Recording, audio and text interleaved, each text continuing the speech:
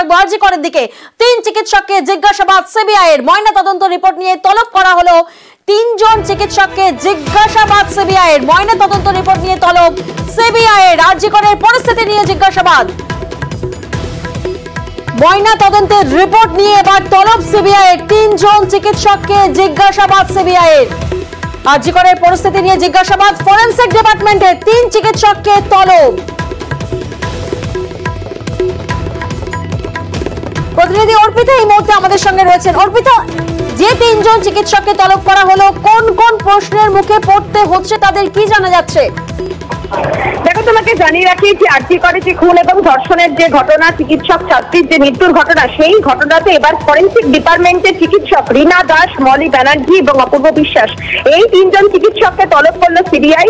ইতিমধ্যেই তারা এসেছেন এবং হাজির হয়েছেন। তাদেরকে মূলত কিন্তু সিবিআই সূত্র থেকে খবর, ময়না তদন্তের যে রিপোর্ট, সেই রিপোর্ট নিয়ে বেশ কিছু তাদেরকে জিজ্ঞাসাবাদ করা হয়েছে। কারণ যে ইনকোয়েস্ট যে রিপোর্ট এবং ময়না তদন্তের যে রিপোর্ট, সেই রিপোর্টে এমন বেশ কিছু জিনিস সেখানে উল্লেখ রয়েছে বা বিষয় উল্লেখ রয়েছে যারা এই ময়নাতদন্ত করেছিলেন সেই বিষয়ে কিন্তু এক্সপার্ট এবং সেই বিষয়ে কিন্তু তারা জানে। সেই এমন কিছু যে প্রশ্ন, তা নিয়েই আজকে জিজ্ঞাসাবাদ করা হয়। এছাড়াও কিন্তু হাসপাতালে সেদিনকার যে ঘটনা এবং এই যে সিচুয়েশন যে তৈরি হয়, সেই সম্পর্কিত একাধিক তথ্য জানতে চায় সিবিআই এর আধিকারিকরা। ইতিমধ্যেই রীনা দাস এবং মলি ব্যানার্জি তারা কিন্তু প্রায় ঘন্টা চারেক জিজ্ঞাসাবাদের পর তারা সিজিও কমপ্লেক্স থেকে তারা এই মুহূর্তে তারা বেরোলেন। আরো একজন রয়েছেন চিকিৎসক, তিনি এখন অব্দি ভেতরে রয়েছেন, জিজ্ঞাসাবাদের সম্মুখীন হচ্ছেন।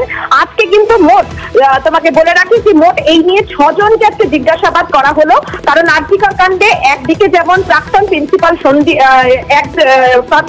প্রাক্তন যিনি কিনা অপসারিত সুপার অর্থাৎ সঞ্জয় বশিষ্ঠ এবং কেস বিভাগের যিনি প্রধান অরুণাভ দত্ত চৌধুরী এবং এক মহিলা চিকিৎসক, তাকে আজকে তলব করা হয়েছে। তেমনি আরো একদিকে কিন্তু ফরেনসিক ডিপার্টমেন্টের চিকিৎসক রীনা দাস, মলি ব্যানার্জি এবং অপূর্ব বিশ্বাস, এই 3 জন চিকিৎসককে আজকে তলব করে বেশ 4 ঘন্টা ধরে তাদেরকে কিন্তু জিজ্ঞাসাবাদ করা হয়। মলি ব্যানার্জি এবং রীনা দাস তারা ইতিমধ্যেই তাদেরকে কিন্তু ছেড়ে দেওয়া হলেও এখন অব্দি আরো একজন চিকিৎসক রয়েছেন এবং বাকি যে 3 জন, অর্থাৎ মোট এখনো 4 জনকে জিজ্ঞাসাবাদ চলছে ভেতরে। তবে ময়না তদন্তে কি এমন রয়েছে বা এখন অব্দি যেখানে যেখানে কনফিউশন মনে হচ্ছে, সেই সম্পর্কিত তথ্য জানতে চায় সিবিআই এর আধিকারিকরা। সেই কারণে এই চিকিৎসকদের বয়ান অত্যন্ত গুরুত্বপূর্ণ বলে মনে করছে সিবিআই। সেই কারণে সিবিআই স্পেশাল ক্রাইম ব্রাঞ্চের আধিকারিকরা তারা এই বয়ান কিন্তু আজকে রেকর্ড করলো এবং এই 3 চিকিৎসক তাদের যে ভার্সন এবং তারই সঙ্গে হাসপাতাল কর্তৃপক্ষের যে ভার্সন, সেটাও কিন্তু মিলিয়ে দেখাবে। মূলত কিন্তু ময়নাতদন্তের যে রিপোর্ট এবং হাসপাতালের বেশ কিছু যে সেখানকার যে পুরোপুরি প্রাতিষ্ঠানিক বিষয় কিন্তু আজকে জিজ্ঞাসাবাদ করা হয় এই 3 চিকিৎসককে। ইতিমধ্যে 2 জন চিকিৎসক বেরোনো, এখনো কিন্তু আরো একজন রয়েছে যাকে কিনা জিজ্ঞাসাবাদ করছে সিবিআই এর আধিকারিকরা। বেশ।